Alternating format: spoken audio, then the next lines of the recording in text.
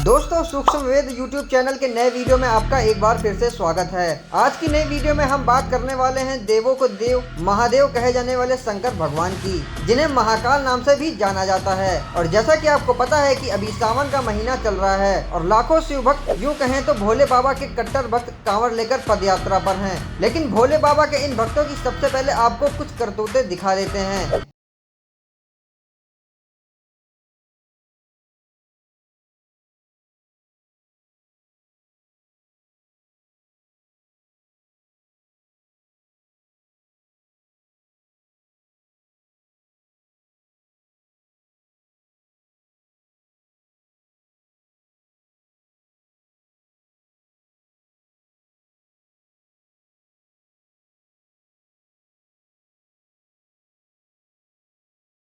जिनमें गुस्सा इतना ज्यादा है कि किसी की छोटी गलती पर भी उसके साथ मारपीट करते हैं और हुड़दंग मचाते हैं। आज की इस खास वीडियो में हम आपको हर एक सच से रूबरू करवाएंगे, जिसे सुनकर आप दंग रह जाएंगे। पूरे सावन मास में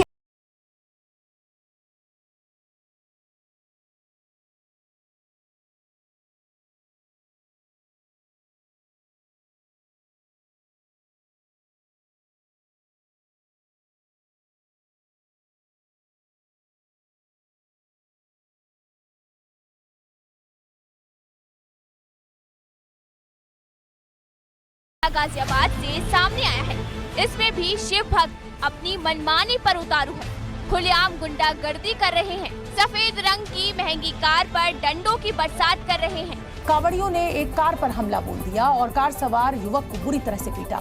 जानकारी जो मिल रही है उसके मुताबिक ये कार गलत दिशा से आ रही थी और कार ड्राइवर की गलती के चलते एक कांवड़ खंडित हो गया, जिसके बाद कांवड़ियों ने कार को घेर लिया।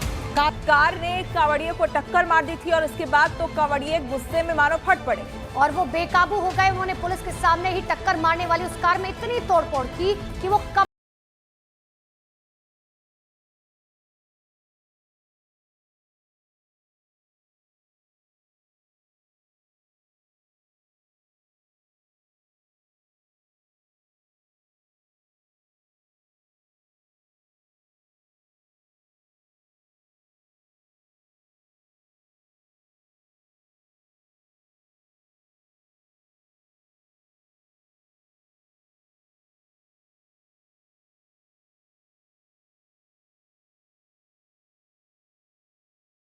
चैनल के रिपोर्टर की मुलाकात संत रामपाल जी के अनुयायी से हुई। फिर उन्होंने शंकर जी के बारे में ऐसे ऐसे रहस्य से पर्दा उठाया जिसे सुनकर कोई भी व्यक्ति आश्चर्यचकित रह जाएगा। और उन्होंने शिव जी के भक्तों के लिए कई प्रश्न भी किए, जिनका उत्तर दे पाना शिव भक्तों के लिए बहुत ही ज्यादा मुश्किल होगा।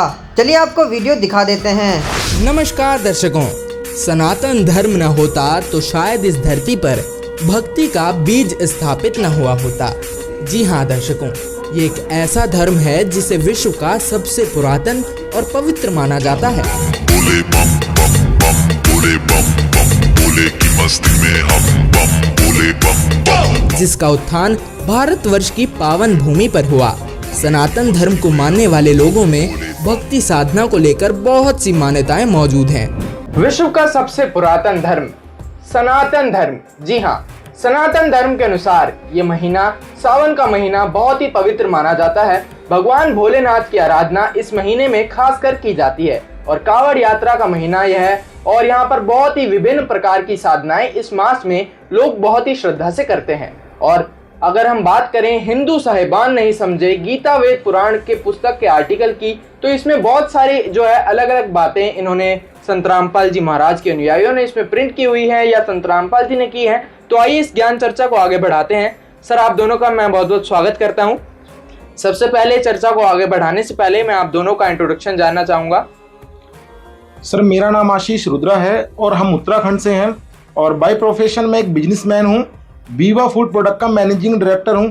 इससे बड़ी जो मेरी आइडेंटिटी है, मैं एक संत रामपाल जी महाराज जी का एक शिष्य हूं। सर, मुझे डॉक्टर JS धवन कहते हैं और मैं संत रामपाल जी महाराज जी का शिष्य हूँ, काशीपुर उत्तराखंड से। चलिए सर, चर्चा को आगे बढ़ाते हुए अगर मैं बात करूं, हिंदू साहिबान नहीं समझे गीता वेद पुराण, इस पुस्तक के बहुत सारे आर्टिकल हमने जो है ऑनलाइन रिसर्च में अपने पाए। तो इसमें आप लोग कांवड़ यात्रा के ऊपर क्या टिप्पणी करना चाहते हैं? मतलब आप लोग क्या कहना चाहते हैं? कांवड़ यात्रा इतनी पवित्र कांवड़ यात्रा मानी जाती है, आप लोग क्या कहना चाहते हैं? सर, कांवड़ यात्रा के विषय में मैं आपसे कहना चाहूँगा, जो हम चीज़ बता रहे हैं शायद हो सकता है कि वो आपके दर्शकों को फर्स्ट टाइम थोड़ा सा गलत लगे, मगर मैं नहीं कह रहा इस चीज़ को, ना मेरे सदगुरु बता रहे, ये तो ऑलरेडी हमारे धर्मशास्त्र इसको प्रूफ कर रहे हैं। ठीक है, कांवड़ यात्रा के विषय पे, क्योंकि जो कांवड़ यात्रा सावन का महीना चल रहा है और आज पूरा भारत नहीं पूरा विश्व भगवान शंकर की भक्ति में मगन है। ठीक है, कोई जल लेके आ रहा है। ठीक है, और जो ये कर्म कांड कर रहे हैं ये तो निराधार है। इसका प्रमाण हमारे किसी भी धर्मशास्त्र में है ही नहीं कि आप अपने शरीर को कष्ट दीजिए और जल लेकर आइए, कष्ट दीजिए और भगवान शिव की पिंडी पे उसका जल अभिषेक कीजिए। मैं आपको एक इसका रेफरेंस भी दूंगा, हमारे किसी भी धर्मशास्त्र में कांवर को लेकर आने का उल्लेख नहीं है। ठीक है, श्रीमद् भगवद गीता में भगवान ने स्वयं बताया है, श्रीमद् भगवद गीता अध्याय नंबर 16 के श्लोक नंबर 23 में भगवान ने अर्जुन को जब ज्ञान उपदेश दे रहे थे तो बोला कि हे अर्जुन, श्रीमद् भगवद गीता अध्याय नंबर 16 के श्लोक नंबर 23 में, हे अर्जुन, जो शास्त्र विधि को त्याग कर मनमाना आचरण करता है ना उसको सुख होता है ना उसकी गति होती है। सर, इस आधार से, इस परमात्मा की वाणी से ये जो कार्य कर रहा है आज हमारा हिंदू समाज, ये सब शास्त्रों के विरुद्ध है। इसके लिए आगे ही प्रमाण दिया है सर हमारे धर्मशास्त्रों में। ठीक है, हमारे धर्मशास्त्रों में आगे श्रीमद् भगवद गीता अध्याय नंबर 16 के श्लोक नंबर 23 में बताया, उसी के आगे 24 में बताया है कि हे अर्जुन, तेरे कर्तव्य और अकर्तव्य की व्यवस्था में शास्त्र ही प्रमाण है। हमें क्या करना है क्या नहीं करना है इसके लिए हमारे शास्त्र ही प्रमाण है। बिल्कुल सही बात है, इसके लिए हमारे शास्त्र ही प्रमाण है और शास्त्रों के आधार पर ही यहाँ ज्ञान चर्चा होगी। अगर आप लोग जो है शास्त्रों के आधार पर बात नहीं करते हैं तो उसका फिर कोई लाभ नहीं रहने वाला है। सर, एक्चुअली संत रामपाल जी महाराज जी एक विश्व में एकमात्र ऐसे संत हैं जो तत्वदर्शी संत हैं, जो शास्त्रों के ही अकॉर्डिंग ज्ञान दे रहे हैं, शास्त्रों के साथ ही अपने शिष्यों को ज्ञान दे रहे हैं। यहाँ आज हमारे और आपके बीच में जो भी डिस्कशन होगा वो सब शास्त्रों के हवाला दिया जाएगा और शास्त्रों को आधार मान के हम आपके साथ चर्चा करेंगे। सर, यहाँ चलिए, कांवड़ यात्रा के ऊपर मैं आपसे जानना चाहूंगा, आप लोगों ने जो है आर्टिकल भी लिखे हुए हैं, आपका ये कहना है कि जो कांवड़ यात्रा है बिल्कुल बेबुनियाद है, इसका कहीं पर प्रमाण नहीं है। आप लोग ऐसा कहते हो कि कांवड़ यात्रा में आने से जो हानि होती है वो किस कारण से होती है, मतलब क्या कहना चाहते हैं वो? सावन माह में जो जीव जंतु हैं बहुत ज़्यादा बरसातों के दिनों में पैदा होते हैं, और जब ये कांवड़ यात्रा के लिए पैदल चल के जाते हैं तो कितने जीवों की हत्या होती है पैरों के नीचे, उनका पाप लगता है। और भगवान को प्रसन्न करने के लिए, भोलेनाथ को प्रसन्न करने के लिए पूरे वर्ष में एक ही महीना क्यों, वो त्रिलोकीनाथ हैं और सभी के मानने वाले भगवान हैं, सभी उसको मानते हैं, सब सम्मान देते हैं, सभी उनकी भक्ति करते हैं, तो उसके लिए एक माह क्यों, उसके लिए तो 365 दिन ही होने चाहिए। और संत रामपाल जी महाराज जी जो उनकी भक्ति साधना जो बताते हैं, जो मंत्र बताते हैं, वो शास्त्र अनुकूल बताते हैं। और संत रामपाल जी महाराज जी के जितने भी अनुयायी हैं वो 365 दिन हर रोज संत रामपाल जी महाराज जी के जो शिष्य हैं वो भोलेनाथ के, भगवान भोलेनाथ के जो सही शास्त्र अनुकूल मंत्र हैं उनका जाप करते हैं। आगे मैं आपकी इसी बात को थोड़ा सा दुरुस्त करूं, आपने बोला कि कांवर लेकर आते हैं तो आप देखिए आज के समय में कोई व्यक्ति घर से निकल रहा है, ठीक है, आज मैं देखने में आता है सर, जैसे कि आज एक व्यक्ति घर से निकला और 10 व्यक्ति की टोली लेके जाता है कांवर लेने के लिए, ठीक है सर जी। जब कांवर लेने के लिए जाता है तो आज देखिए भक्ति के नाम पर आडंबर हो रहा है सर, ये सब आडंबर है। आज मैं देखता हूं कि कांवर 25 लाख की कांवर, 10 लाख की कांवर सर, ये तो सर पैसा वेस्ट हो रहा है सर, ठीक है। पहली चीज, बड़े से बड़े डीजे बजा के, मतलब बहुत बड़े से बड़े डीजे लगा के मतलब ध्वनि प्रदूषण कर दिया जाता है, सिर्फ किस आड़ में, धर्म की आड़ में सिर्फ और सिर्फ आज कानून की धज्जियां उड़ाई जाती हैं, कानून की धज्जियां उड़ाई जा रही हैं सर सरेआम। आज जो भी व्यक्ति घर से कांवर लेने के लिए जाता है सर, ठीक है, घर से बहुत श्रद्धा से जाता है कि भगवान को मैं प्रसन्न करूंगा, और वो उसे ये नहीं पता कि मैं प्रसन्न नहीं कर रहा हूं, भगवान को रुष्ट कर रहा हूं, क्योंकि जयकारे लगाते हैं, बम बम करके बोलते हैं। यार आप तो बम जो बोल रहे हैं, हमारे सदगुरु जी ने बताया कि आप भोले बाबा का, शंकर भगवान का बम के नारों से अपमान कर रहे हैं। वास्तविकता तो ये है कि भगवान शंकर को प्रसन्न करना ही है तो प्रथम गुरु बनाओ, और प्रथम गुरु बनाओ और गुरु जो मंत्र दे उसका सिमरण करो। और आज सच्चे सदगुरु को इस पृथ्वी पे हैं जो भोले बाबा की वास्तविक भक्ति बता रहे हैं, तो वो संत रामपाल जी महाराज है सर। कांवर के विषय में मैं आपको बताऊं, आज के समय में कांवर मैं भी लेके आता था। संत रामपाल जी महाराज जी से जब मैं प्रभावित नहीं था, उससे पहले हम भी भेड़ चाल में थे सर। एक्चुअली हम कर्मकांडी ब्राह्मण हैं और शास्त्रों का अध्ययन गुरु परंपरा में गुरु के श्री चरणों में बैठ के हमने किया है सर जी। ठीक है, हम भी कांवर लाते थे। कांवर लाने से किसी को कोई सुख हुआ हो तो बताएं सर, किसी की कोई मनोकामना पूरी होती हो तो बताएं सर। जो ये कहते हैं कि कांवर लाने से मुझे सुख हो रहे हैं, कांवर लाने से मुझे आर्थिक धन मिल गया, सर वो अभी अनभिज्ञ हैं, उन्हें ज्ञान नहीं है धर्मशास्त्रों का। वो तो उनके पुराने कर्म हैं जो उन्हें प्रारब्ध में जो उनके फल हैं वो उन्हें मिल रहे हैं। और जब प्रारब्ध के फल नहीं रहते, धन नहीं रहता, प्रारब्ध का मतलब भक्ति की कमाई नहीं रहती, तो उन्हें दुख होने शुरू हो जाते हैं।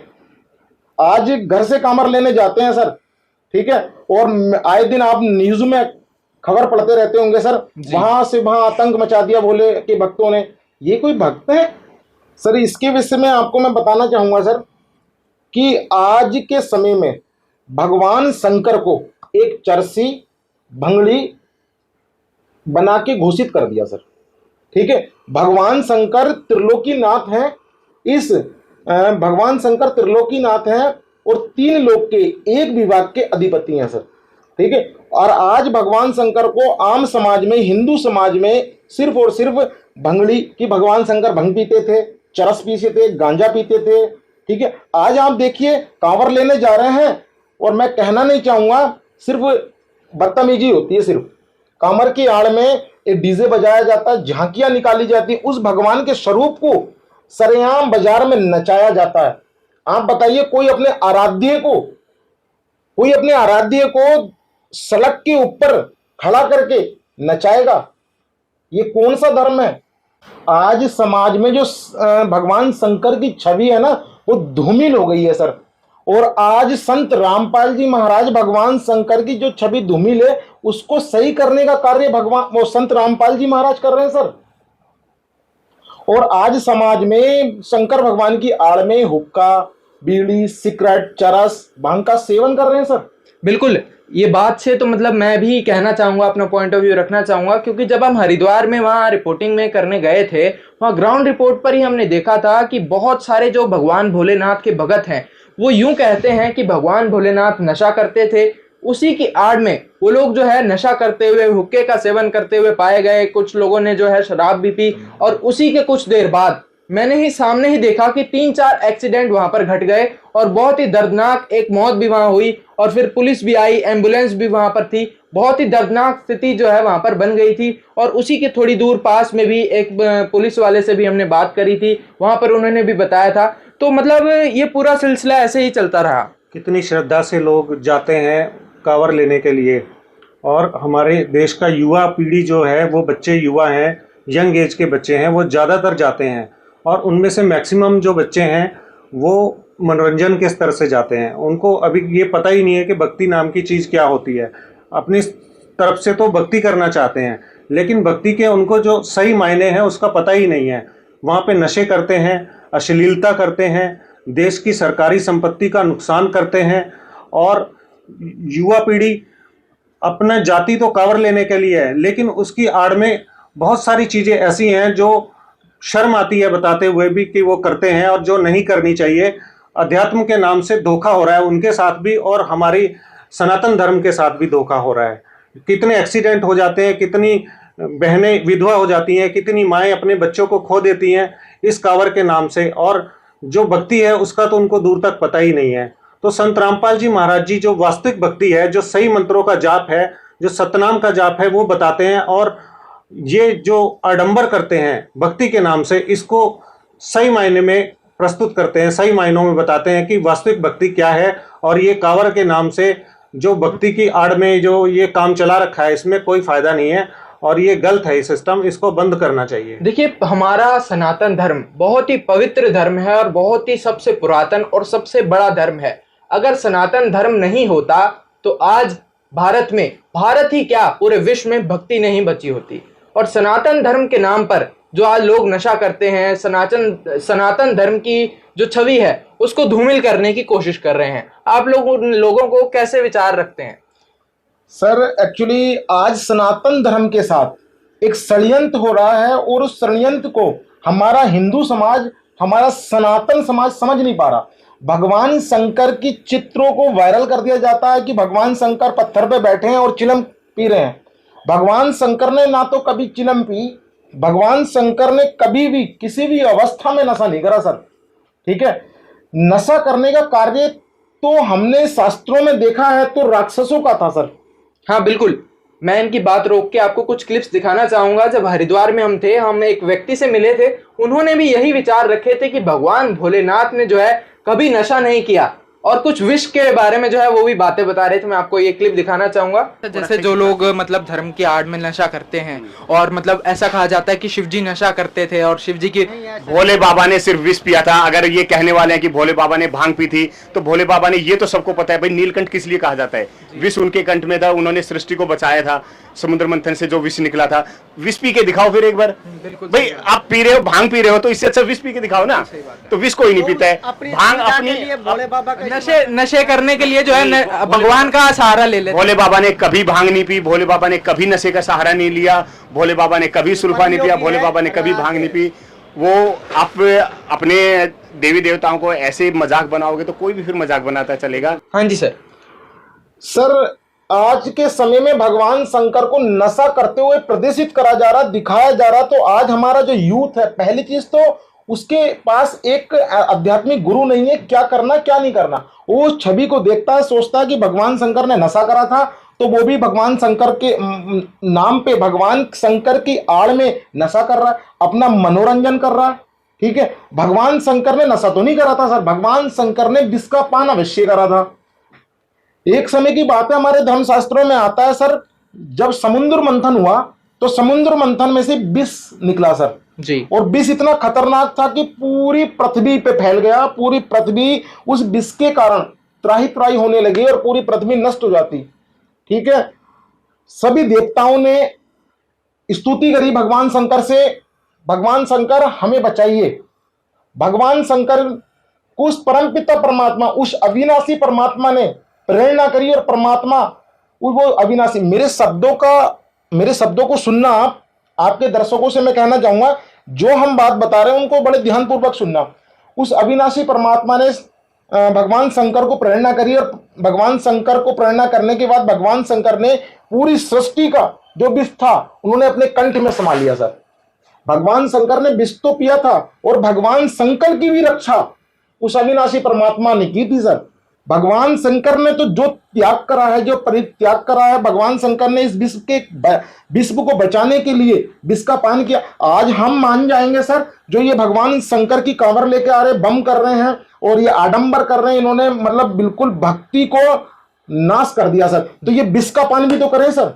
देखिए भगवान बम मंत्र जो बोलते हैं, बम मंत्र का कहीं भी किसी शास्त्र में कोई हवाला नहीं है, ना पवित्र गीता जी में है और ना ही शिव पुराण में है। बम मंत्र इन्होंने अपने मनोरंजन के लिए एक मनमाना आचरण है, इसमें बम मंत्र का कहीं पे भी उल्लेख नहीं है। इन्होंने अपने तरीके से ये बम करके और भ्रमित कर रखा है।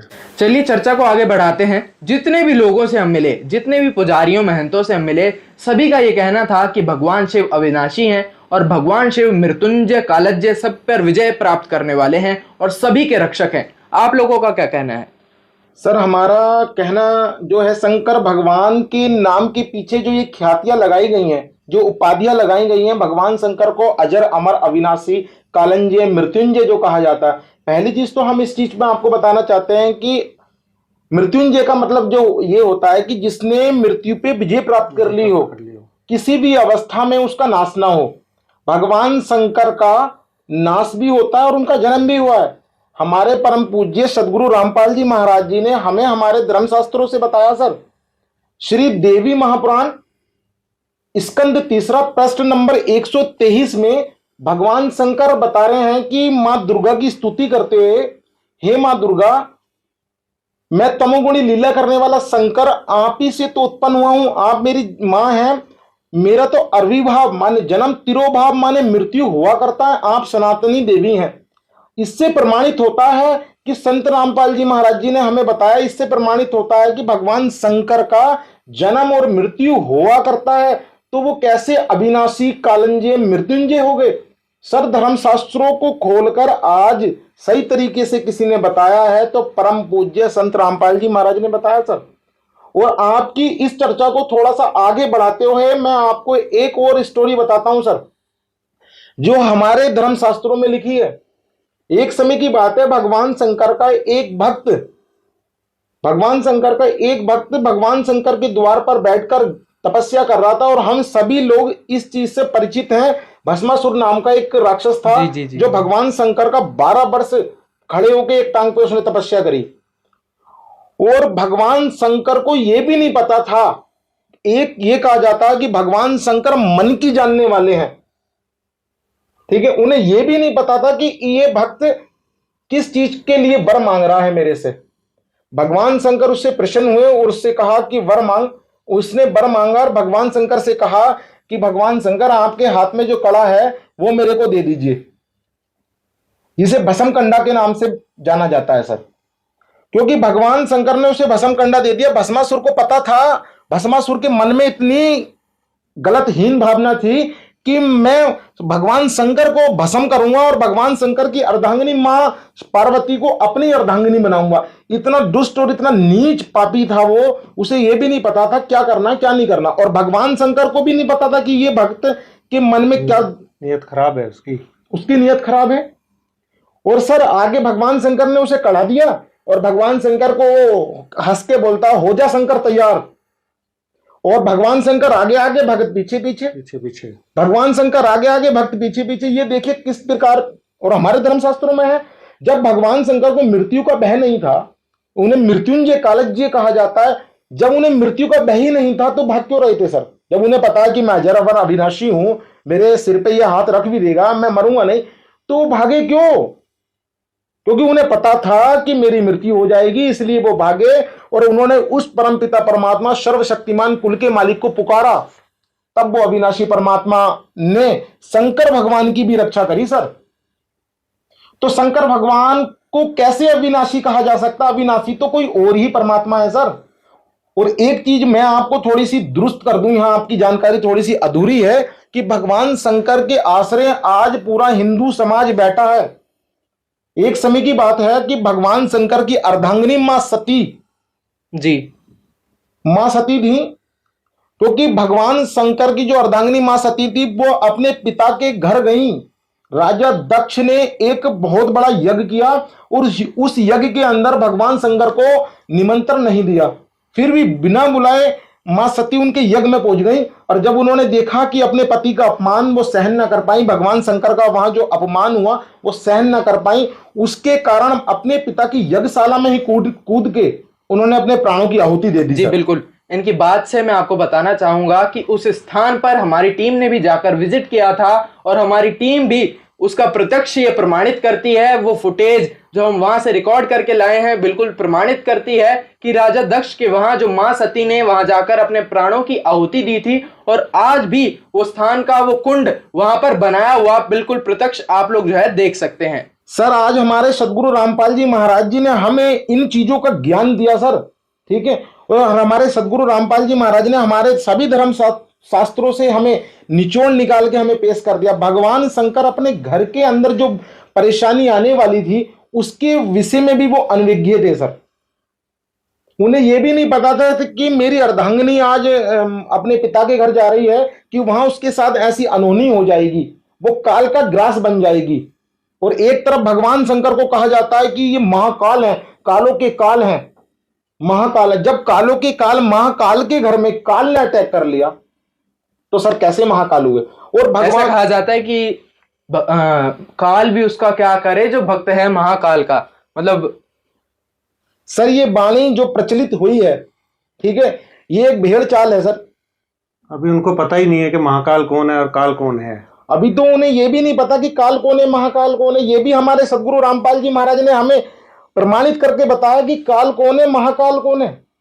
और अधिक जानकारी के लिए आप हमारे सदगुरु रामपाल जी महाराज जी का सत्संग सुनिए और परम पूज्य सदगुरु रामपाल जी महाराज जी के लिटरेचर को आप अध्ययन कीजिए। आप इस विषय में जानना चाहते हैं तो सर मैं आपको बताना चाहूंगा कि मां सती के कंकाल को लेकर भगवान शंकर कई वर्षों तक जंगल बन बन भटकते रहे। सर वो भगवान भी क्या, मैं टिप्पणी नहीं कर रहा ना, मेरे सदगुरु करते, ये हमारे धर्मशास्त्र करते हैं। वो भगवान भी किया जिससे मोह का त्याग ना हुआ सर। वो एक कंकाल को लेकर जंगल में भटकते रहे, तब परमात्मा, उस अविनाशी परमात्मा ने भगत को प्रेरणा करी, भगवान विष्णु को प्रेरणा करी। जब भगवान विष्णु के सुदर्शन चक्र से उनकी अस्थियां को खंड खंड किया गया, तब भगवान शंकर को सुध में लाया गया। तो आप खुद सोचिए, जिसके आश्रय हम कामर लेने जा रहे हैं, हम जिसके सहारे बैठे हैं, जब उसी के घर में ये दुर्घटना घटित हो जाती है तो वो मेरे घर को कैसे सुरक्षित करेगा? सुरक्षित करेगा वो जो अविनाशी है, जो अविनाशी है, जो समर्थ है। क्योंकि शंकर भगवान समर्थ नहीं है, समर्थ तो कोई और ही परमात्मा है। उसके विषय में भी हमारे सदगुरु रामपाल जी महाराज ने हमें बताया सर। चलिए चर्चा को आगे बढ़ाते हैं। अगर हम बात करें शंकर भगवान की, तो ऐसा कहा जाता है कि शंकर भगवान के बारे में जो मतलब साधनाएं होती हैं, शंकर भगवान की पूजा आराधना होती है, जो कावड़ यात्रा करी जाती है, जल ला करके है जो है शिवलिंग पर चढ़ाया जाता है और ऐसे साधनाएं होती हैं। इसका मतलब तो आप शिवलिंग पूजा को भी गलत ठहरा देंगे? सर शिवलिंग पूजा को हम नहीं गलत ठहरा रहे, ऑलरेडी हमारे धर्म शास्त्रों में इसके बारे में जिक्र है। हमारे सदगुरु रामपाल जी महाराज ने हमें सभी धर्म शास्त्रों से हवाला देते हुए सर हमें बताया कि महाशिव पुराण विद्वेश्वर संहिता अध्याय नंबर 5 के श्लोक नंबर 27 से 30 में शिवलिंग का जिक्र है। हमारे किसी भी धर्म शास्त्र में शिवलिंग पूजा का तो जिक्र ही नहीं है। और जो हम साधना कर रहे हैं ये सब व्यर्थ है, इसका हमें कोई भी लाभ नहीं मिलेगा। इसलिए ना तो हमारे शिवलिंग की जो पूजा कर रहे हैं, ना तो इन्हें इसलिए कोई लाभ हो रहा है सर। ये सब व्यर्थ की साधना है सर। जैसे सदगुरु रामपाल जी महाराज जी ने हमारे सत्संगों में गुरु जी ने बताया है, कबीर साहब जी की वाणी है कि पाहन पूजे हरि मिले तो मैं पूजूं पहाड़, तापते तो चाकी भली पीस खाए संसार। तो ये इतना अन्न का वेस्ट करते हैं, कभी जल चढ़ाते हैं उस पे, कभी दूध चढ़ाते हैं, कभी शहद का अभिषेक करते हैं, तो कितनी अन्न की बर्बादी करते हैं। अन्न जल को तो साहिब का रूप बताया गया है और ये कितनी अन्न की बर्बादी करके नाश करते हैं उसका, तो ये शास्त्रानुकूल नहीं है। आप देखिएगा सर, भगवान शंकर की पिंडी पे ही लोग रुद्राभिषेक करते हैं सर, ठीक है। भगवान शंकर का श्रृंगार करते हैं एक शिवलिंग का, ठीक है। और उस पे इतना जल, इतना दूध, दही, मक्खन का वेस्ट होता, अन्न का वेस्ट हो रहा है सर। और हमारे धर्म शास्त्रों में सूक्ष्म वेद की एक वाणी है, पंचम वेद की, जो हमारे परम पूज्य सदगुरु रामपाल जी महाराज ने हमें बताई है कि वेद पढ़े पर भेद ना जाने, बाचे पुराण 18 और पत्थर की पूजा करें, ये भूल गए सर्जनहारा। जो सर्जनहार था उसको तो ये भूल गए, ये पत्थरों में लिप्त हो गए सर। पत्थर पूजने से भगवान नहीं मिलता, ठीक है। मैं आपको बता दूं, हमारी पवित्र गीता में, श्री पवित्र गीता में अध्याय नंबर 9 के श्लोक नंबर 23 में इन पूजाओं का, त्रिदेवों की पूजाओं को गलत बताया सर, शास्त्रों के विरुद्ध बताया है। जो हम साधना कर रहे हैं आज, हमारा समाज जो साधना कर रहा है, ये सब व्यर्थ है। ये भेड़ चाल के अनुसार ये साधना होती चली जा रही है। मैं आपको अपने आपके माध्यम से सभी दर्शकों से कहूंगा कि संत रामपाल जी महाराज का सत्संग सुनिए। संत रामपाल जी महाराज ने मूर्ति के विषय पे सत्संग किया है और आप उस संत रामपाल जी महाराज के सत्संग को ध्यान पूर्वक सुनिएगा सर। और संत रामपाल जी महाराज के लिटरेचर को पढ़िए सर जी। आप बार बार लिटरेचर की बात कर रहे हैं, संत रामपाल जी महाराज के जितने भी लिटरेचर हैं सारे धर्म शास्त्रों से प्रमाणित हैं। परम पूज्य संत रामपाल जी महाराज के लिटरेचर को आप घर मंगाइए और इसका अध्ययन कीजिए, और जब भी आपको पता चलेगा सच्चा सनातन धर्म क्या है सर। देखिए, इस पुस्तक की अगर मैं बात करूं तो आप ध्यान से अगर देखें, इस पुस्तक में एक इमेज यहाँ पर फ्रंट पर ही छपी हुई है जिसमें गंगा स्नान के विषय में और गंगा की पूजाओं के विषय में बताया गया है। जब हमने इस पुस्तक को अंदर जाकर पढ़ा तो इस पुस्तक में ऐसा बताया गया है कि गंगा के विषय में बहुत सारी बातें इसमें बताई हुई हैं। बल्कि मैं आपको कुछ यहाँ पर क्लिप्स दिखाना चाहूंगा।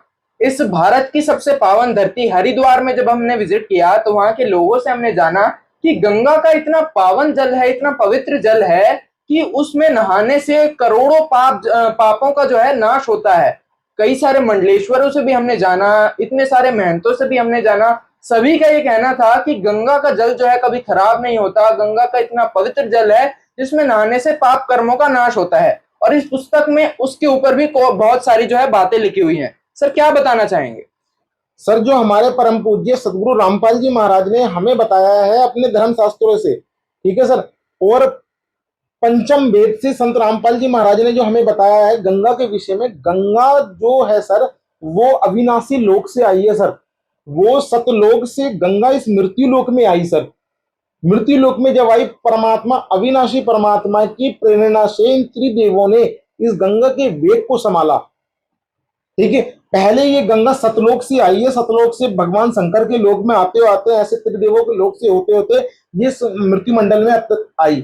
इसलिए गंगा का जो जल है सर वो पवित्र है, निर्मल है, और किसी भी अवस्था में गंगा जल का मटेरियल खराब नहीं होता। अमर लोक से आई है, इसलिए वह उसका जो जल है वो अमर रहता है, अमर के तुल्य है। मान लीजिए अगर गंगा का इतना पवित्र जल है, सभी को पता है इतना पवित्र गंगा का जल है, तो उसमें नहाने से जो है मोक्ष की प्राप्ति होती है, पाप कर्म नाश होते हैं, फिर इस पे आप लोग क्या कहेंगे? सर एक्चुअली गंगा में नहाने से पाप कर्म नहीं करते सर, और गंगा में नहाने से मोक्ष नहीं मिलेगा, नहाने मात्र से मोक्ष नहीं मिलता, ठीक है। गंगा में नहाने से हमारे पाप कर्म कटते, तो जितने मेंढक मछली जितने भी जीव जंतु गंगा के अंदर ऑलरेडी 24 घंटे रहते हैं, वो तो कब तक के स्वर्ग पहुंच जाते सर।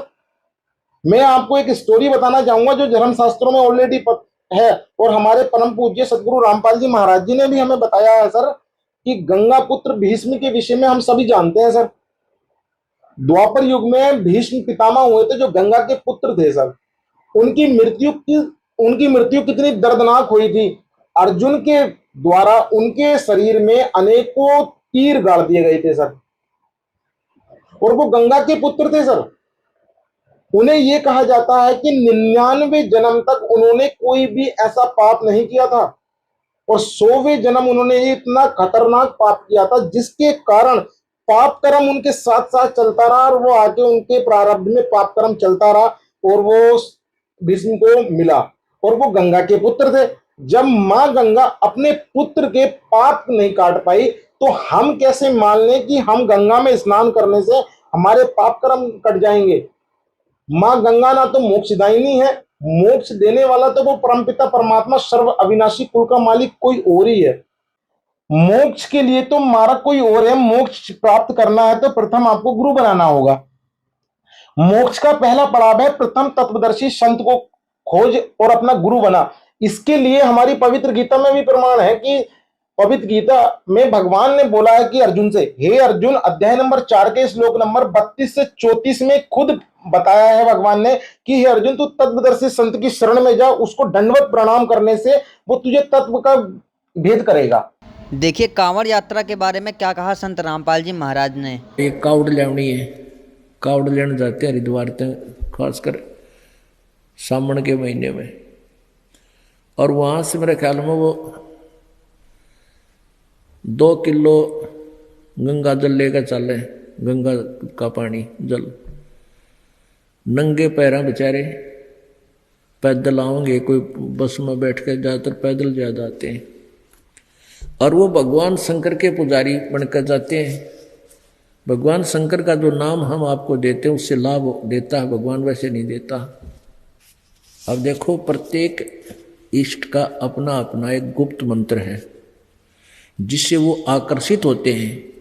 एक कोड वर्ड होता है, जैसे कुत्ते ने कुत्ता कुत्ता करें जा कति नहीं देखा है, और उसको नहीं करते तो तुरंत देखता है। ऐसे ही प्रत्येक पशु के अलग अलग कोड वर्ड होते हैं। तो ऐसे ही इन भगवानों के भी ये कोड वर्ड हैं, जो विशेष मंत्र हैं जिनसे ये तुरंत आकर्षित होते हैं। वो मंत्र यथार्थ मंत्र हैं जो हम आपको देते हैं। तो वो क्या करते आते हैं, वहां से लेकर सावन के महीने में सूक्ष्म वेद में लिखा है कि सावन के महीने में तो शहर को भी नहीं जाना चाहिए सुबह सुबह किसी टाइम भी, यानी जितना हो सके कम से कम सफर करें सावन के महीने में, क्योंकि सावन के महीने में इतने जीव जंतु सूक्ष्म उत्पन्न हो जाते हैं, कदम रखते ही कई कई मरते हैं। और उस सावन के महीने में यू कार ने नया काम शुरू करवा दिया कि वहां से पैदल चलो गंगा से हरिद्वार से और अपने अपने घर तक आओ। तो उसमें कितने जीवन के पैरा तलम रहे हैं वो सारे उनके बैंक अकाउंट में लिख दिए जाते हैं पाप में। और पैया गंगा जल ले काम है वो बता भगवान शिव जी का उस गंगा जल का भूखा है और नाम लेते नहीं भगवान का, क्योंकि बम बम महादेव भी ना कहते हुए बम बम बम बम। अब उन कोई नो के नहीं है बम का नाम भी गुंडा और वो मानना इसने मंत्र। तत्काल में हमारे को सारे ये उल्टे पाठ पढ़वा रखे हैं और एक दूसरे ने कहेंगे ओ बोले चाल आगे ने और बेबर ने कहेंगे बोली चाल आगे। इन नोनी बेरा तुम के संज्ञा दे रहे हो निकम्यो, आप बोला बन रहे बेबर बोली बना रहा। तो इसे हम कति ऐसे हो गए भक्ति में कति -0 में पहुंच गए। अधिक जानकारी के लिए आप संत रामपाल जी महाराज YouTube चैनल पर जाएं और देखें संत रामपाल जी महाराज जी का सत्संग साधना चैनल शाम 7:30 बजे।